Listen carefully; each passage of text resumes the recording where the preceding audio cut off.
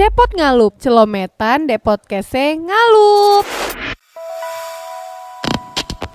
Tok tok tok. Siapa tuh? Aku. Oh, kamu. Iya nih. Ngobrol yuk. Sekut. Oke, welcome Mas Deta Fajri. CEO Vestor Academy, praktisi bisnis gitu Mas ya. Yep, dan dosen aktif juga ya, dosen muda lah ya. Yep. Kayak gitu. Siap. Dan tadi baru tahu gitu ya, ternyata ada fun fact bahwa Mas Deta ini dapat nominasi, bukan nominasi, penghargaan malah ya. Apa sih predikat lah ya. Predikat lah ya, dosen paling inspiratif 2 tahun berturut-turut ya versi mahasiswanya. Wah gila sih. Asik benar kayak gitu. Oke deh Mas, monggo deh Mas perkenalan diri dulu gitu. Kesibukannya apa aja? Halo teman-teman semuanya, semoga kedengaran ya mic-nya ya. Ya. Saya Deta Alfrian Fajri, dan aktivitas hari ini ngajar, dosen, kemudian apalagi ya. Dia tiap malam ngulik-ngulik inilah ya, ngulik-ngulik angka ya kan. Angka apa tuh? Trading biasa. Ya, trading. Gitu, seperti biasa. Terus kemudian juga lagi ngebangun Vestor Academy. Vestor Academy. IT tadi kalau misalnya mau. Oke, itu Vestor Academy itu apa Mas? Boleh dong jelasin dulu dong. Vestor Academy itu platform pendidikan sebenarnya, Oke. edutech ya kita. Oke. Yang kita bergeraknya topiknya adalah di topik investasi atau keuangan. Gitu. Yang buat mau belajar saham gitu ya. Betul. Any kind of investment instrument lah. Oh, nggak cuma publik aja? Maksudnya? Nggak cuma saham publik gitu-gitu aja? Maksudnya tidak hanya instrumen investasi itu kan banyak. Oh iya siap. Cuma saham, ya Okay. saham, ya obligasi, ya forex, ya cryptocurrency. Nah kita coba belajar itulah. Siap. Gitu intinya. Oke, nah Gitu. tadi kan ngomong-ngomong saham kayak gitu, cuma sayangnya hari ini kita nggak ngomongin saham, nggak Siap. ngomongin bisnis kan gitu kan. Kalau biasanya kan Mas Deta tuh biasanya ngomongin kalau nggak bisnis gitu kan, to get investment kayak gitu kan ya. Atau startup gitu ya. Startup gitu kan, gimana cara dapat funding dan lain-lain ya. Tapi spesial hari ini Mas Deta hadir sebagai dosen cuy, dosen muda, cuy. Mantap. Ya kan. Mas tapi honestly ya, kadang tuh kalau ngobrol sama Mas Deta ya suka tiba-tiba tuh sebel tuh Mas. Oh gitu. Iya. Kenapa lu gak ngajar di fakultas gue sih Mas? Ilkom ya? Ilkom ya, siap. Iya kan, soalnya jarang-jarang gitu kan. Kalau gue ngobrol sama Mas Deta tuh kayak awal tuh gue gak percaya kalau dosen kan gitu kan. Soalnya Terus lu pertanyaan apa pertama? Ya udah anak startup aja gitu, praktisi startup aja kan. Soalnya kan kalau lo ngomong tuh kan semangat gitu ya, menggebu-gebu gitu kan. Terus struktur bicara juga enak. Jadi paham gue kalau ngomong gitu, paham. Dan lo kadang ngerti kapan, oh ini kayak anak-anak gak ngerti nih maksud gue. Terus dijelasin lagi kayak gitu kan ya. Enak gitu ngomongnya. Emang dulu Siap. SMA jurusan bahasa Mas? Oh enggak ya. Enggak. Gue IPA. Oh iya siap. Kayak gitu Mas. Nah BTW ini cerita dulu gitu ya, latar belakang sebenarnya apa sih mau kita omongin gitu. Dan kenapa podcast ini ada hari ini topiknya gitu. Keren. Tapi agak jauh ini Mas kayak gitu. Ini agak jauh kayak bab 1 lah, cerita latar belakang, gak apa-apa ya. Oh siap. Bab niat ya, kalau deskripsi sebelum bab 1 bab niat dulu. Siap. Jadi ceritanya gini Mas. Siap. Waktu itu kan gue pernah ikut program tuh kan di Jakarta gitu ya dari pemerintah. Nah terus waktu itu tuh ceritanya lagi belajar materinya tuh tentang leadership Mas. Di situ tuh dibahas five dynamic of an effective team kayak gitu kan. Salah satu temanya itu adalah psikologi safety gitu kan dalam sebuah meeting. Ya kan, dimana di situ dijelasin bahwa kalau teamworknya mau bagus gitu kan, di meetingnya juga dibenerin kayak gitu kan. Psikologi safety itu adalah dimana semua orang itu merasa nyaman untuk bebas berpendapat gitu kan Mas ya, tanpa psychological safety tanpa dia takut untuk apa ya, kayak humiliation gitu kan, didiskriminatif segala macam, bilang bodoh dan lain-lain. Jadi berani aja gitu, entah dia senior atau junior kayak gitu kan ya. Nah terus nggak lama gue balik lah itu kan, setelah program selesai balik kan, gue masih mahasiswa juga kan ya, kayak gitu ya. Masih kuliah juga kan sambil kerja tuh. Pas balik ke kampus terus kayak, kok di kampus sih tempat gue belajar nggak ada ya? Di kelas ngerasa humility ya, humiliation gitu. Iya. Ada rasa takut gitu untuk berpendapat. Dan pada kalau di kelas gue ya gitu, maksudnya beberapa kelas gue, dan gue nanya ke teman-teman juga ternyata emang sama kok kayak gitu. Di kelasnya nggak aktif Mas, kelasnya nggak hidup kayak gitu. Akhirnya ngerasa insecure kayak gitu. Lo pernah nggak sih Mas as dosen juga gitu, kayak ada yang mau bertanya? Hasilnya kayak, maksudnya gue yang nanya. Iya. Iya sering lah. Ya kan. Hasilnya gimana kalau Mas? Ya Karena gini, kalau gue dari awal sih memang di awal kelas gue sudah nge-set up bahwa kelas itu adalah ruang diskusi, ruang kristalisasi ilmu itu akan akan terbentuk kalau ada relasi antara dosen dengan mahasiswa. Dosen bukan orang paling pintar, gitu. Gue bilang kayak gitu. Dosen bukan orang paling pintar. Makanya kita diskusi. Iya. Gitu. Ketika gue mau diskusi sama lu sebagai mahasiswa, betul. tapi lu nggak punya pengetahuan sebelumnya, maka itu juga nggak pas. Makanya sebelum masuk kelas, gue minta mereka juga untuk membaca setidaknya artikel yang berkaitan dengan sama apa yang kita bahas di kelas. Gitu. Nah kemudian gue sampaikan juga bahwa ada nilai bagi mereka yang aktif karena gue langsung set di awal pertemuan pertama ya. Kita ada 14 kali pertemuan tuh kalau di Brawijaya ya. Pertemuan pertama gue bilang nilai kita ada 5 item nilai. Gitu gue bilang sama mereka. Yang pertama nilainya adalah UAS seperti biasa dong. UAS, pasti ujian lah ya. UAS, kedua UTS, ketiga tugas individu, keempat tugas kelompok, kelima PCL namanya. PCL apa Mas? Participant Center Learning. Partisipatif kan jadinya kayak gitu kan. Nah, gue bilang sama mereka bahwa ketika kita diskusi, ketika saya ceramah atau ketika teman-teman di depan lagi presentasi, monggo tanya dan tanya itu kalian tanya itu ada nilainya. Dan nilainya langsung tercatat oleh sekretaris kelas. Jadi ada ketua, ada dari sekretaris kelas. Jadi gue langsung ngasih satu kayak table gitu ke mereka, ke sekretaris kelasnya, mereka print dan sekretaris kelas itu membawa printan itu tiap kelas. Gitu. Jadi ketika misalkan ada yang tanya, nanti gue langsung ngasih nilai di papan tulis. Gue langsung tanya nomor absennya berapa, nanti langsung gue tulis nomor absennya dan kemudian nilainya gitu. Nilainya itu saya bilang sama mereka, speak up aja. As long as kamu speak up-nya relate ya. Relate sama kelas dan juga nggak asbun gitu loh. Gitu. As long as dia nggak asbun, as long as dia relate, maka nilai terendahnya cuma 70. Asal aktif gitu ya diskusi. Asal ngomong aja, speak up aja. Jadi so jangan takut speak up aja. Nilai 70 loh gitu loh. Nilai 70. Nah, jadi tiap pertemuan mereka bisa dapat nilai. Betul. Gitu. Jadi nilainya bisa 70, bisa 75, bisa 80. Nggak nunggu tugas aja kan jadinya ya. Nggak nunggu tugas. Dan itu gua ratain, Bro. UTS, UAS, tugas kelompok, tugas individu, PCL. 100% dibagi 5. Berarti kan 20. Jadi gua enggak examination minded gitu loh. Gua enggak UAS minded, enggak UTS minded gitu. Enggak hafalan sentris. Jadi UTS UAS itu cuma 40% jatuhnya. Sisanya tuh tugas kelompok, mereka sosialisasi, tugas individu, mereka going deeper ke diri mereka sendiri untuk ngerjain tugas itu gitu. Setelah itu kemudian juga partisipasi. Jadi dari awal gue sudah state begitu sehingga ketika gue ajak mereka diskusi, akhirnya mereka speak up gitu loh. Apakah speak upnya keberenggaran nilai? Ya nggak apa-apa juga gitu. Dari awal memang kita kuliah itu kan outputnya bukan outcome ya. Outputnya itu adalah nilai. Ya udah nggak apa-apa, it's okay gitu. Dari situ mereka bisa jadi tertarik, terinspirasi, akhirnya mau terlibat di dalam kelas. Nah tadi menarik tuh Mas bilang kan outputnya bukan outcome kayak gitu kan. Outputnya adalah nilai. Kalau outcome-nya Mas? Ya outcome-nya seharusnya mereka tercerahkan, ada perubahan pola pikir gitu ya. Ada perubahan pola pikir. Karena benar apa kata Rocky Gerung. Dan ini gue temukan selama gue hidup ya. Ijazah itu bukan tanda. Ijazah itu adalah tanda Anda pernah sekolah, bukan tanda Anda pernah berpikir. Betul Mas. Itu betul banget. Betul. Ini gue sebenarnya pembelaan karena gue belum wisuda. Tapi gue udah disium, cuma gue belum wisuda. Betul. Jadi intinya itu bener banget gitu. Nggak semua orang yang sekolah itu bisa mikir. Itu apa ya? Kalau gue bukan dosen, gue misu kali. Ada banyak orang gitu dia kayak lu S3 tapi lu gak bisa mikir gimana sih gitu. Nalar lu gimana sih? Tiba-tiba sih kayak gitu kan. Gitu bro. Cuma kan balik lagi itu kan versinya Mas Deta gitu kan. Maksudnya gak heran juga lu dapet dosen paling inspiratif. Tapi asik gitu bisa lo gue sama dosen kita kapan lagi ya. Kayak gitu versi Mas Deta gitu kan. Asik gitu di kelas bisa discuss gitu, berani speak up dia kan. Asal enggak asbun dan betul. Dengan catatan lu tetap baca dulu. Kalau mereka asbun langsung gua kasih nilai jelek emang. Oh, gitu. Jadi gua tuh kita kayak dosen mahasiswa tuh kayak kita ini biasa aja. Kayak teman biasa aja. Tapi kalau lu asbun, gua kasih nilai jelek. Itu keterlaluan. Gitu. Jadi kayak gitu dong. Kan gua juga dosen lu gitu kan. Gitu. Siap. Nah, itu kan versi Mas Deta tadi ya. Maksudnya terjadilah itu diskusi. Cuma pada beberapa kelas yang lain gitu Mas ya, dan gue juga sempat tanya ke teman-teman gue tuh.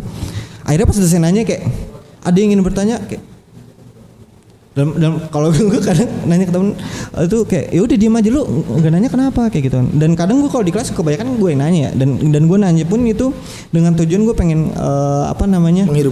menghidupkan yang pertama kayak gitu kan, karena kan karena kita anak startup gitu ya, maksudnya kebiasaan brainstorming dan brainstorming kan butuh semua ideas dari semua orang ya kan, dan itu butuh banyak ideas akhirnya digodok gitu ya dari kita diskusi segala macam jadinya matang idenya. Betul, kayak gitu kan. Betul. Dan kita mulai mikir di situ, terjadi pola pikir perubahan pola pikir di situ sih menurut gue. Nah yang gue tanyain adalah kalau di tempat lain itu kenapa sih Mas kayak kelasnya tuh nggak seru, garing gitu kan, dari zaman luring ya kan, dari offline ya kan, sampai daring, apalagi daring kayak gitu kan, yang nggak ketemu sama dosennya kayak gitu kan, tetapnya garing tuh Mas. Itu kira-kira kenapa Mas? Yang banyak faktor sih bro, jadi banyak faktor. Iya. Faktor pertama ya mungkin mahasiswanya, ya kan. Ini faktor gue bilang pertama, maksudnya itu bukan berarti urutan ya, bukan urutan ya. Pertama bukan bisa jadi karena mahasiswanya mungkin bisa jadi masuk kelas kosongan gitu. Nah kalau kosongan ya dia pasti ya kosongan. Gimana sih kalau orang kosongan ya kosong gitu kan, mau numpahin apa yang mau ditumpahin nggak ada isinya ya. Udah kosong aja gitu pertama. Yang kedua bisa jadi selain dia knowledge atau selain isinya belum ada, mungkin dia punya experience atau punya unconscious mind dalam alam bawah sadarnya itu entar ya insecure tadi tuh. Nah ketika entar gua tanya, entar tanya malah lah kamu tadi nggak denger apa yang saya bilang kayak gitu kan. Nanti malah gitu kan. Nanti kalau kayak gitu entar gua malu di depan kelas. Kayak gitu. Jadi insecure itu tadi yang kedua. Yang ketiga bisa jadi topik gitu ya, topiknya itu bisa jadi tidak relate dengan kehidupan mereka, atau tidak terlalu mengawang-awang, terlalu menara-gadi kayak gitu. Nah jadi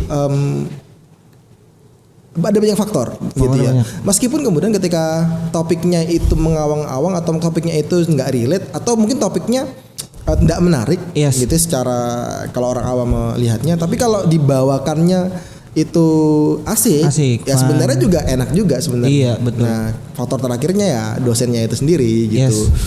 Bisa jadi tidak, karena memang gini, tidak semua orang itu punya calling ya biasanya. Saya nggak nyebut passion ya, tapi calling itu sesuatu yang lo lakuin, kalau lo nggak dibayar pun nggak ada masalah. Kalau toh lu harus bayar untuk melakukan itu, lu mau juga gitu loh.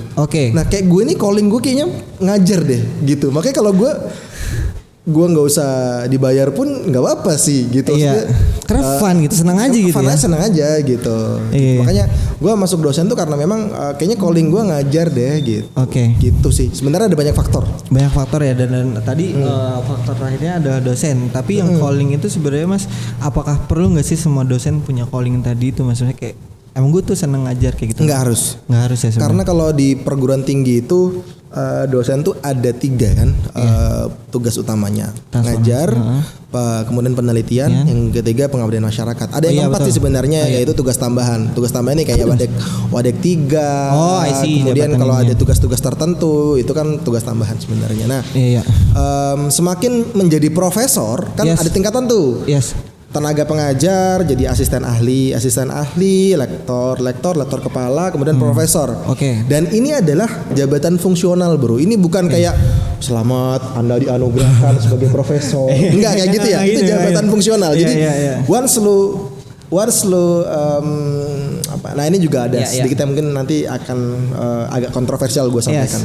Semakin lu bisa memenuhi syarat di setiap jenjang tingkatan jabatan fungsional, lu akan dapat predikat itu. predikat sebagai asisten ahli, predikat sebagai lektor ya, lektor ya, bukan rektor ya. Bukan lektor.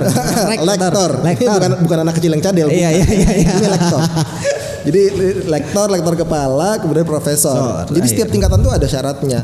Once lu bisa memenuhi syarat sebagai profesor, that's it, sesederhana itu untuk jadi profesor. Lu bisa jadi dosen. Lu bisa jadi profesor gitu. Jadi sebenarnya jabatan-jabatan itu bisa dicapai aja gitu. Oke. Jadi tadi pertanyaannya apa sih?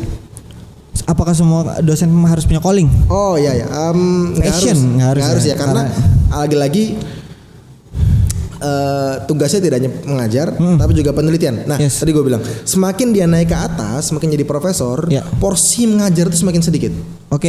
Yang paling banyak porsi penelitian. Oh iya, betul. Betul ya. Siap. Karena porsi penelitian. Kayak kita kan punya job desk masing-masing nih, ya kan? Betul. Job desk masing-masing. Job desknya Arik misalkan adalah 20%-nya A, 30%-nya B, 50%-nya C. Nah, sama seperti di kampus, kalau gue sebagai tenaga pengajar atau asisten ahli nanti, itu porsi ngajarnya masih tinggi. Gitu. Semakin tinggi dia jabatan fungsionalnya, mengajarnya semakin turun dan porsi penelitian semakin tinggi. Nah, karena porsi penelitian tinggi, jadi calling untuk mengajar itu jatuhnya nggak begitu, atau passion ngajar itu tadi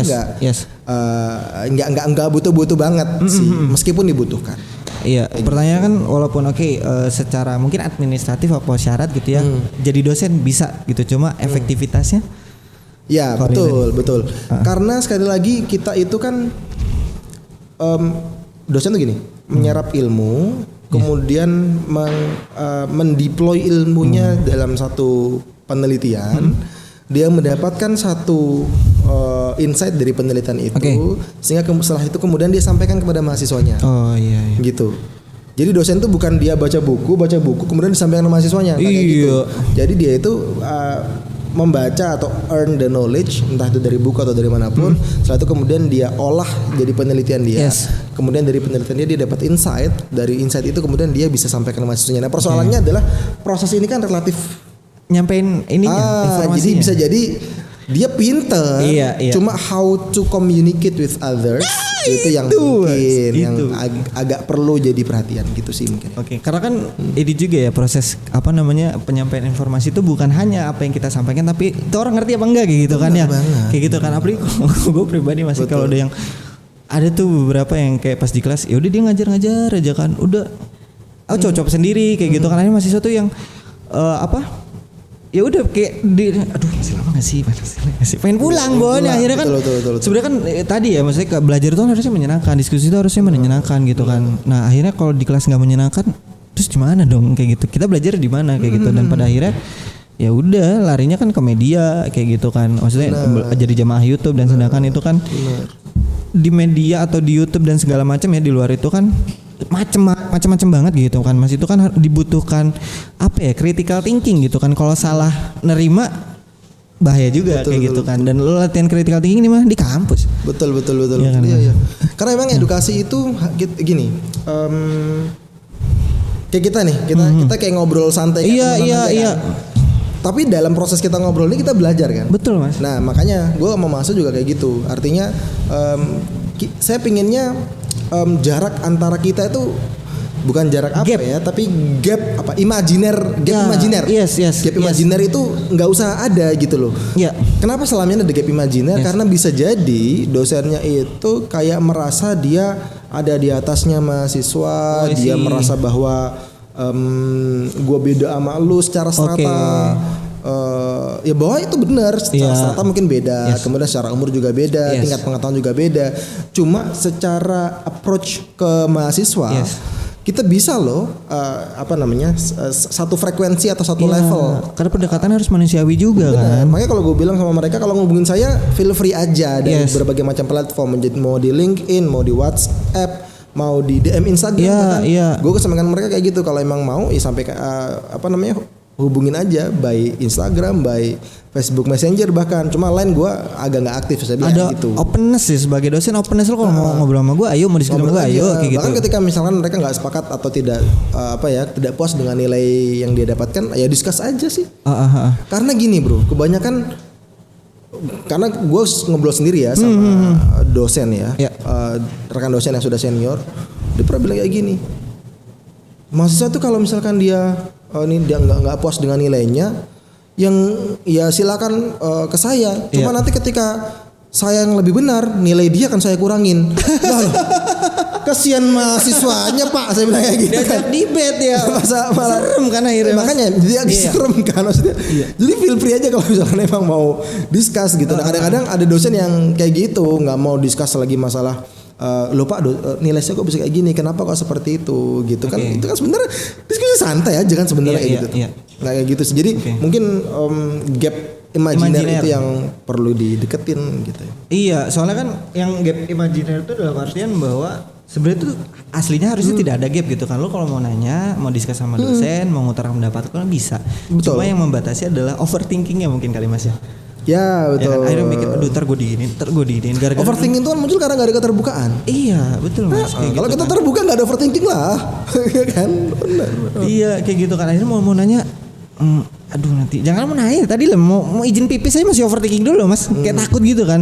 Kayak gitu kan. Nah akhirnya kalau dari segi mahasiswa tuh Mas, sayang ini kan gue sebelum ini juga nanya-nanya kan ke teman-teman, lu pernah gak sih ngerasain kayak gini juga kayak gitu kan, dan jawaban mereka adalah kebanyakan mereka akhirnya blaming Mas, blaming dosennya. Siapa? Oh oke. Soalnya itu dosennya ini nggak ngasih ruang kayak gitu kan, ada yang bilang kayak gitu kan, soalnya nggak asik dosennya kayak gitu segala macam. Akhirnya kan ya itu akhirnya blaming juga kan. Nah cuma ya tadi akhirnya kejelas gitu ada gap imaginary kayak gitu kan. Dan kalau dari lo sendiri gitu ya sebagai dosen, ketika itu terjadi apa yang lo rasain Mas gitu, apa yang lo pikir? Gini, kalau soalnya kan kalau di kelas lo mungkin nggak ada ya. Cuma kalau buat teman-teman yang lain lah, katakanlah ada yang dapat di kelasnya kayak gitu. Gini, ketika gua ngerasa ada yang janggal dalam kelas gua akan diam sebentar, saya tanya ke mereka, what's wrong with this class gitu. Ini kenapa sih? Ada apa sih kalian gitu loh. Maksudnya kita terbuka aja gitu. Kalau emang ada masalah atau apa, terbuka aja gitu. Kadang-kadang ketahuan kok mereka tuh misalnya gini, gue ngajarnya kelamaan misalnya ngajar gue kelamaan, terus misalnya gini, gue ngajar pagi mulai jam 7 gitu ya. Nah mereka ada kelas jam 9.15, gue ngajar sampai jam 9:10. Gusarnya kan kelihatan mereka ketika gue jam 9 sampai 9:10 itu belum selesai kan mereka gusar. Jadi kelihatan kok mahasiswa tuh gusarnya kayak gimana. Ketika dosen itu merasa ya seharusnya mereka bisa karena nggak mungkin mahasiswanya yang duluan. Saya bilang gini, Pak, mohon maaf, kita ini agak terasa insecure loh. Nggak mungkin Pak, gitu loh. Jadi kuncinya tuh ada di dosennya. Betul. Gitu. Makanya ini di kampus sekarang lagi dikembangin ini nih bimbingan konseling. Gitu. Jadi biar ada BK-nya? Ada BK-nya nanti. Di kampus tuh ada BK-nya. Wah keren dong. Ada BK-nya. Karena kan BK tuh biasanya di SMA gitu kan. Karena kan kemarin gue sempat belajar juga gitu ya, mesti baca-baca apa sih bedanya guru dan dosen gitu. Kalau guru atau maksudnya pendidikan SMA, SD, SMP gitu kan, itu kan lebih ke tugasnya guru adalah mengajari, mendidik, mengarahkan, membimbing kayak gitu kan. Sedangkan dosen kan tadi fokusnya pada mengajar, mendidik dan penelitian kayak gitu kan Mas ya. Betul. Tidak ada kata-kata membimbing mungkin kalau di kemarin tuh buat cerita ya. Ada satu artikel gitu ya. Kayak gitu. Cuma kalau ada BK seru juga gitu Mas. Iya, karena selama ini sebenarnya ada yang namanya dosen pembimbing akademik, dosen PA. Cuma lu bisa ngerasain sejauh ini dosen PA lu sebagai apa? PA itu salah satu semester sekali Mas. Iya kan? Iya. Cuma formalitas untuk apa sih namanya itu KHS. Iya, KRS kan. Ya udah selesai gitu loh. Dan dosen PA juga kadang-kadang juga nggak begitu peduli. Nah ketika ada bimbingan konseling kan sebenarnya itu jadi channel tersendiri untuk nanti masa mungkin bisa menyampaikan. Nah kalau misalkan seperti tadi case-nya, kan mahasiswa nggak mungkin ngomong langsung ke dosennya itu masalah kelasnya yang terlalu garing dan seterusnya. Betul. Dia kan harus ngomong ke siapa gitu kan. Terus dia ngomong ke dosen PA, nanti dosen PA juga dosen kan gitu kan. Yang dia juga mungkin bisa jadi tidak punya kompetensi sebagai BK gitu kan. Nah makanya kemudian dibuatlah satu unit sendiri yang namanya bimbingan konseling sehingga mahasiswa bisa menyampaikan apa yang jadi kegusarannya. Betul. Sepakat Mas, itu gue senang banget sih. Maksudnya soalnya gue kadang tuh pas gue kuliah lagi kan gue tadi D3 tuh, terus gue lanjut nih. Tadi gue D3. Apa sih namanya, ahli jenjang? Ahli jenjang, sarjana ahli program apa gue lupa disingkatannya. Kayak gitu kan. Dari D3 gue kerja dulu kayak gitu kan ya. Akhirnya gue alhamdulillah ada rezeki gitu kan ya. Gue ada kesempatan kuliah, walaupun awal tuh sempat mikirin gue ngapain gue kuliah lagi, gue udah kerja kayak gitu kan. Dan akhirnya diyakinkan sama guru gue, dalam artian bos gue kayak gitu kan. Nggak apa-apa, harusnya kamu gitu, kamu udah tahu di lapangan. Nah sekarang saatnya kamu compare lagi dengan keilmuan kayak gitu kan. Harusnya kalau kamu punya dua-duanya kayak gitu kan, itu lebih kuat kayak gitu. Nah apa namanya, terus gue sempat iseng gitu mas di kelas tuh. Setiap kali dosen, gue awal semester mas, awal masuk itu semua dosen gue samperin pasti. Selesai kelas gue udah samperin, gue nanya-nanya kayak ibu kayak gitu kan, iya kayak gitu. Terus ibu sibuk apa kayak gitu. Gue pengen kenalan, gue pengen ada personal ini gitu loh. Maksudnya ada bukan hubungan personal juga ya, maksudnya ada kedekatan gitu. Gue pengen terbuka sama dosen, gue pengen diskusi mas kayak gitu kan, soal keilmuan dan lain-lain kayak gitu kan. Karena gue taunya cuma lapangan kayak gitu kan. Gue pengen juga, dan sayangnya sampai saat ini tuh gimana ya? Ya udah cuma kayak akhirnya ibu sibuk apa? Saya cuma ngajar aja sama ini. Oh terus udah nggak ada. Nggak ditanya balik juga, padahal kan gue pengennya kita ada saling memahami gitu nantinya gitu antara dosen sama mahasiswa ini kenapa sih penanganannya gitu ya, katakanlah di case psikologi safety kayak gitu kan. Karena kan di startup itu belajar empati kan mas kayak gitu kan, saling memahami kayak untuk gitu, memahami masalah kan ya gitu. Nah kalau di dosen sendiri butuh nggak itu mas? Apakah diwajibkan nggak sih, Ya di mana-mana kalau kita sebagai pengajar harusnya ada. Harusnya. Nggak bisa enggak, karena kita hadapin ini bukan robot, bukan juga benda atau gadget elektronik gitu loh. Jadi yang kita hadapin ini manusia yang dia punya a set of ya kompleks gitu kan. Termasuk juga dia punya emosi. Ya kudu empati lah. Empati kan bicara soal emosi kan. Iya, gitu. Betul. Karena kalau kita tidak gini karena gue juga punya anak ya, jadi iya betul. Gue bisa merasakan antara gue ngedidik anak orang lain sama gue ngedidik anak sendiri. Iya gitu kan. Betul. Yang ada momen-momen tertentu yang manusia itu atau peserta didik bisa memahami satu subjek gitu.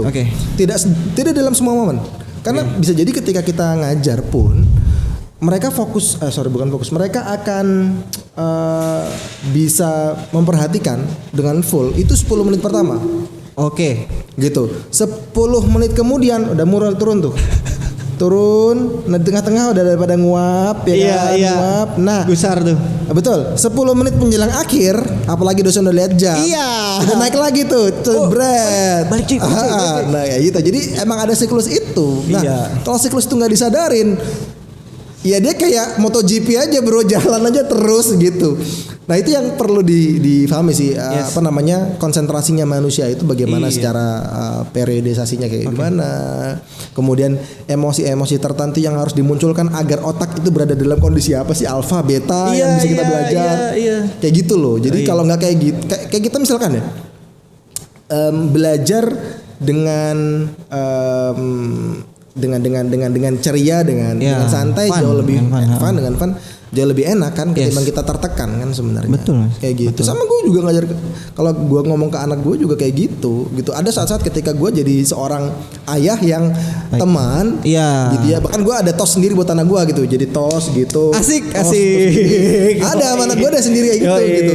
Terus habis itu ada saat-saat di mana gue bilang sama dia, Zayan, duduk di situ, Abi mau ngomong, saya bilang gitu. Yang gue bener-bener kayak ini. Kapan waktunya? Dia duduk, beneran duduk gitu. Kalau begini harus begini, paham.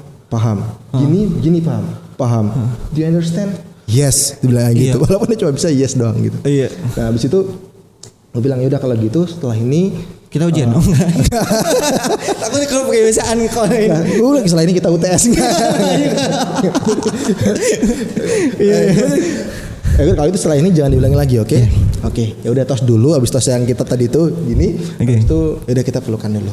Gitu. Jadi ada masa di mana kita masuk ke dalam dunia mereka, kita mendeliver sesuatu, saat itu kemudian kita peluk dia, biar dia ngerasa bahwa abiku ini sebenarnya atau ayahku ini sebenarnya ngasih tahu aku itu bukan untuk ngejongkrok bukan loh, tapi untuk karena sayang sama gue gitu. Jadi ada momen-momen tertentu yang kita juga harus paham lah gitu secara emosi. Nah itu kan apa tadi case-nya dengan apa namanya? Sorry mas, nama anaknya siapa mas? Zayan kan gitu ya, maksudnya dengan anak gitu kan bagaimana cara kita masuk ke dunianya gitu, memahami. Nah kalau cara Mas Deta sendiri untuk mungkin masuk ke dunianya para mahasiswa itu gimana mas? Ya kok gue harus update lah, misalkan update apa sih yang terkini gitu.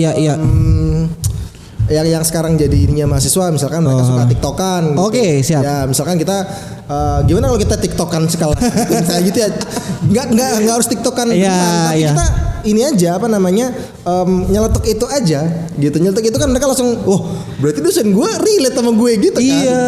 Ketimbang apa namanya kita nggak apa namanya ketika mahasiswa ngomong TikTok, dosennya kayak tahu dosennya tapi kayak apa sih TikTok kayak malah memincingkan kayak kita beda level loh, kayak gitu kan repot gitu kalau ini. Nah makanya ngebuat kita bisa relate sama mereka, masuk ke dalam dunia mereka, ya tahu dunia mereka dulu gitu loh. Mereka suka dengan yang terkini, TikTokan apa segala macam kayak gitu. Nah kita juga bisa relate ke sana gitu. Jadi sifatnya inklusif gitu ya, terlibat juga, mesti ngerti juga sama mereka kayak gitu. Betul kan betul banget. Iya kan, TikTok, apa itu TikTok? Mohon maaf, saya main TikTok, saya mainnya BlackBerry. Iya, bukan beda update, beda ke zaman kalau itu.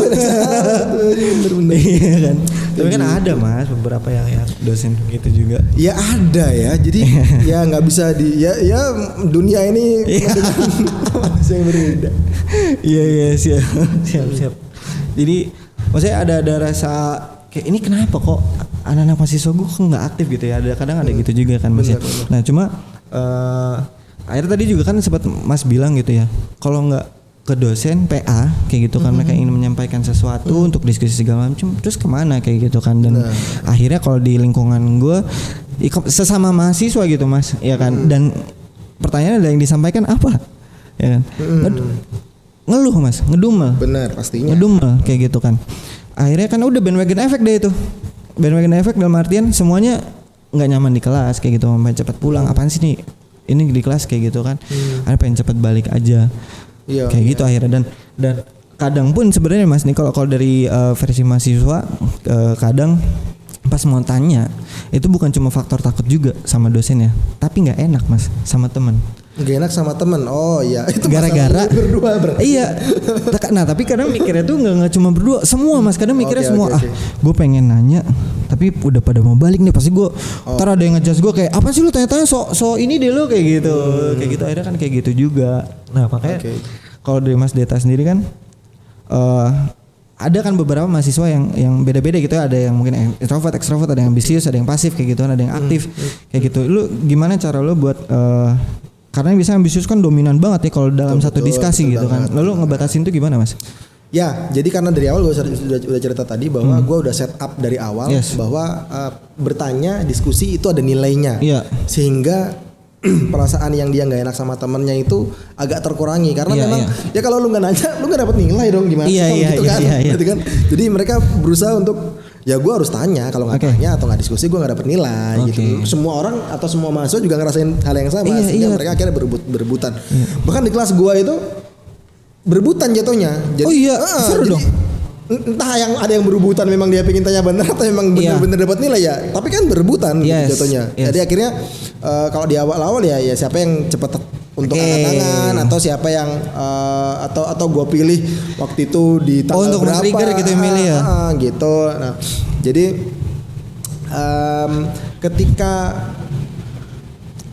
masalahnya adalah dia nggak enak sama temennya, saya rasa kalau dalam konteks setup yang di awal tadi kelas itu udah agak terkurang gitu. Nah tinggal masalahnya adalah ada yang aktif, ada yang nggak aktif, ada yang ekstrovert banget, ada yang introvert. Itu gimana sih caranya? Nah jadi kalau yang memang benar-benar aktif dan suka bicara, saya minta sama sekretaris dan ketua kelas untuk mendahulukan yang belum dapat nilai PCL.